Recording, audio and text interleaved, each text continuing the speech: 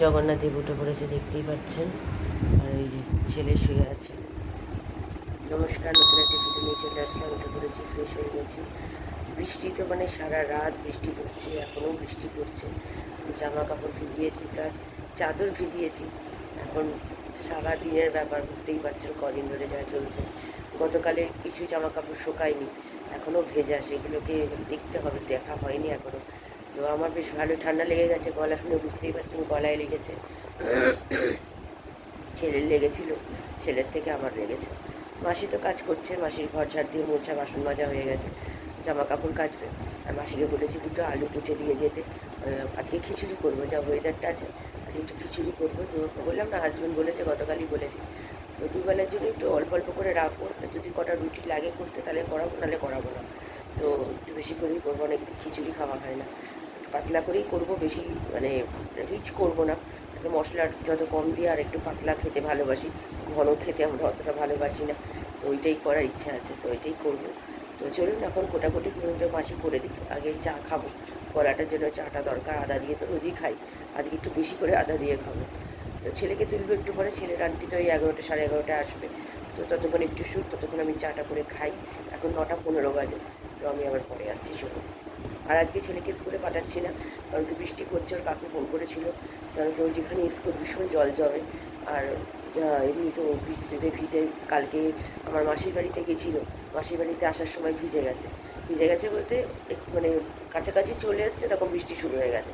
ছাতা নিয়ে যায়নি, মাথায় জল পড়েছে, সেই আমার চিন্তা। ওর এমনিতেই ঠান্ডা লেগেছিল, ঠান্ডাটা জাস্ট কমেছে, কালকেই কমেছে। তো ভগবানের কাছে এই প্রার্থনা যাতে না লাগুক ঠান্ডা। তো চলুন, আর কথা বাড়াচ্ছি, আমি আবার পরে আসছি। চা বসিয়ে দিয়েছি আদা চিনি দিয়ে। আর এইদিকে নতুন করে দুধ চাল না, পুরোনো দুধটাই চাল দিচ্ছি। আর এই যে বৃষ্টি হচ্ছে দেখুন। আর এইদিকে মাসি কাজ করছে, আর এদিকে সব ফুটে দেবে বলে বের করে রেখেছি। চলুন, এটা ভালো করে ফোটাই, দিয়ে চা পাতা দেবো। আদা দিয়ে একটু ভালো করে না ফোটালে না ভালো লাগে না চাটা খেতে। আমার গলাটা ভেবেছে তো ভালো লাগছে না। চা পাতা দিয়ে দিয়েছি, ভালো করে একটু ফুটুক।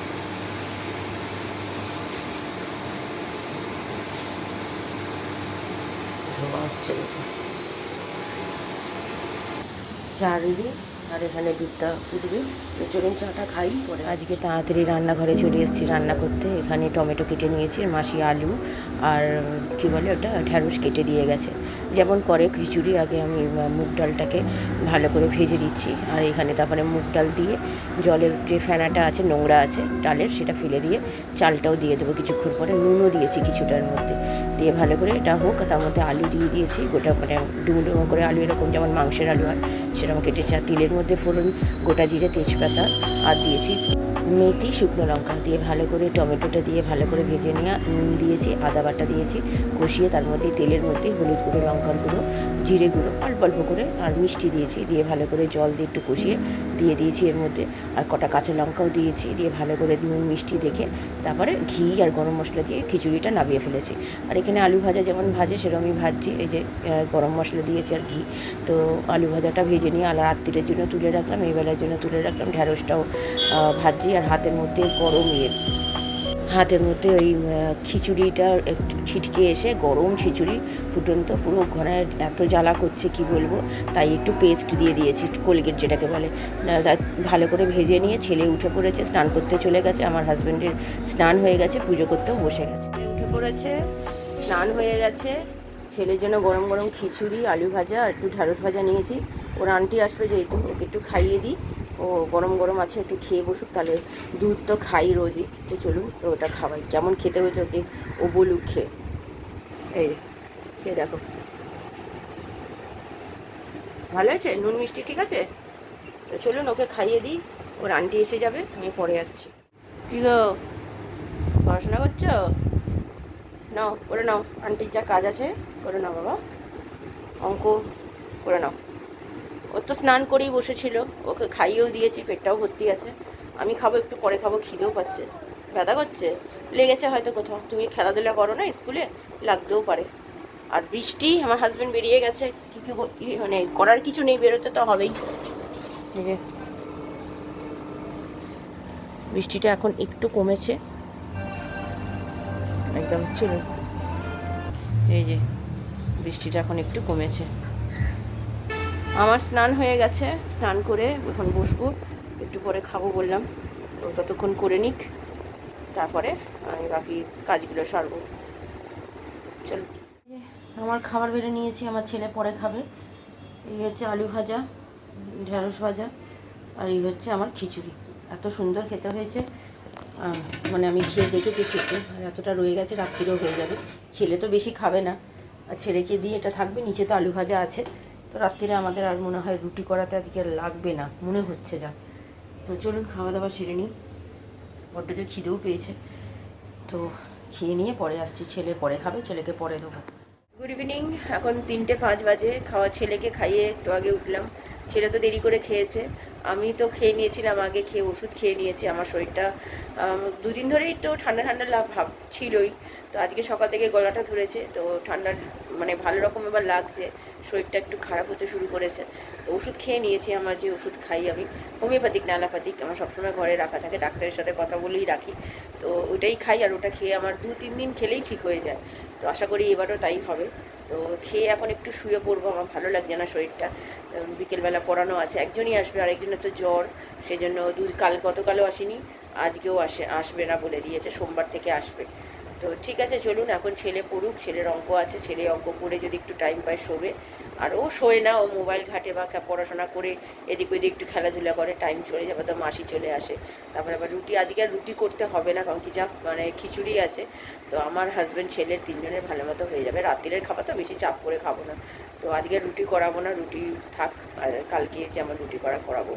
তো মোচা এনেছিল গতকাল, তো মোচাটা আজকে তো করলে হতো, কিন্তু ছাড়ানো হয়নি বলে আর আজকে সঙ্গে সঙ্গে করাটা সম্ভব নয়। তো আজকে যেহেতু খিচুড়ি খাবার প্ল্যানিংটা ছিল, তার জন্য আর করিনি। আর কালকে শনিবার, কালকেও মানে কোটাও যাবে না, করাও যাবে না। রবিবার দিন কুটে রাখবো, সোমবার দিন করবো, কারণ কি সোমবার দিন তো এমনি একটু হালকা ফুলকা খাই, তো এঁচড় বলছি সরি, মোচাটা থাকলে খুব ভালো মতো খাওয়া হবে। তো চলুন এখন একটু রেস্ট নিই, একটু শুই, আমি আবার পরে বিকেলে আসছি। চলুন। ছেলে সন্ধে দিতে বসে গেছে, 6:45 বাজে। আমার স্টুডেন্টও এখনই ঢুকলো। মাসি তো কাজ করে চলে গেছে, আজকে তো রুটি করানো হবে না, তো রুটি মাসিকে বারণ করে দিয়েছি। তো চলুন, তো এখানে ছেলে সন্ধে দিয়ে পড়তে বসবে, তো পড়তে আমি পড়িয়ে নিই। একজনই এসছে, আরেকজন তো আসছে না, কদিন শরীরটা খারাপ বলে, ওর জ্বর বলে, সোমবার থেকে আসবে বলেছে। তো আজকে স্টুডেন্টের মা আসবে বলেছে, আমার সাথে দেখা করতে। আমি বলেছি যে একটুখানি দেখা করাটা দরকার আছে, সব সময় ফোনে তো কথা বললে হয় না, তাই বলেছে আজকে আসবে। তো দেখি কখন আসে, ততক্ষণ পড়াই। তো চলুন ছেলে সন্ধে দিয়ে নিক, আমি আবার পরে আসছি। আমার ছেলে নিয়ে এসছে আজ অনেক দিন পর। কি আনন্দ দেখুন ছেলেরা, খুব ভালো লাগে না? অনেকদিন মাঝে তো খাওয়াই বন্ধ হয়ে গেছিলো, এগুলো খেতে দিতাম না, তো অনেকদিন ধরে বায়না করছে দেখে। নিজের পয়সা দিয়ে এনেছে, কিন্তু আমার পয়সা দিয়ে আনেনি, তাই না? বড় হয়ে গেছে, মাম্মাকেও একটা খাওয়াচ্ছে, নিজেও একটা খাচ্ছে। তুমি একটা নেবে? হ্যাঁ তো নাও, তুমি তো এনেছো বাবা।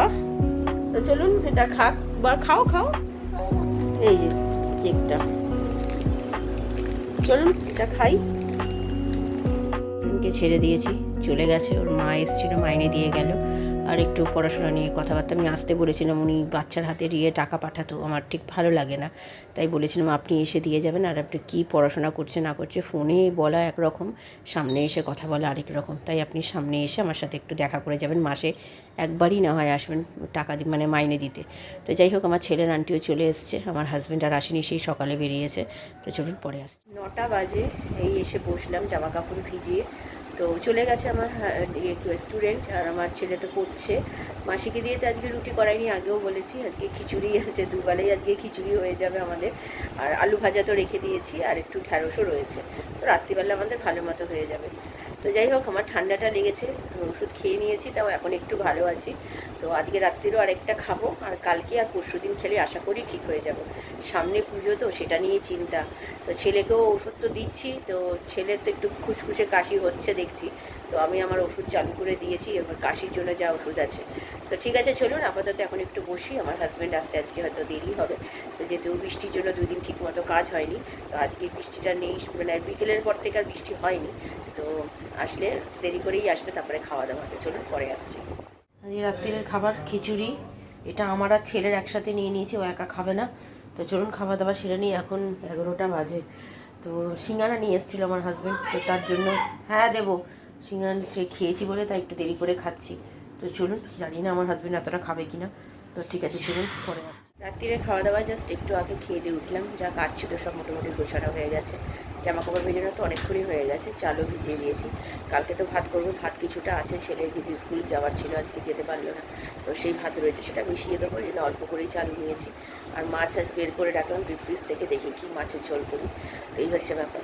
তো এখন বাজে 11টা 20, তো ছেলে এখনও মুখ ধোয়নি, এখনও মোবাইল দেখে যাচ্ছে। তো চলুন, মোটামুটি সব কাজ গোছানো হয়ে গেছে, ভিডিওটা তাহলে আবারও করছি না। ভালো লাগলে লাইক শেয়ার সাবস্ক্রাইব করবেন, করতে নতুন একটা ভিডিও নিয়ে চলে আসবো। আপনারা ভালো থাকবেন, সুস্থ থাকবেন, নমস্কার। তো ওষুধ খেয়ে নিয়েছি, আমার যে ঠান্ডা লেগেছে, গলাটা এখন আগের থেকে একটু ভালো আছে, কিন্তু ওষুধটাও খেয়ে নিলাম, একটা সকালে খেয়েছি, এখনও একটা খেয়ে নিলাম। তো চলুন, কালকে দেখা হচ্ছে।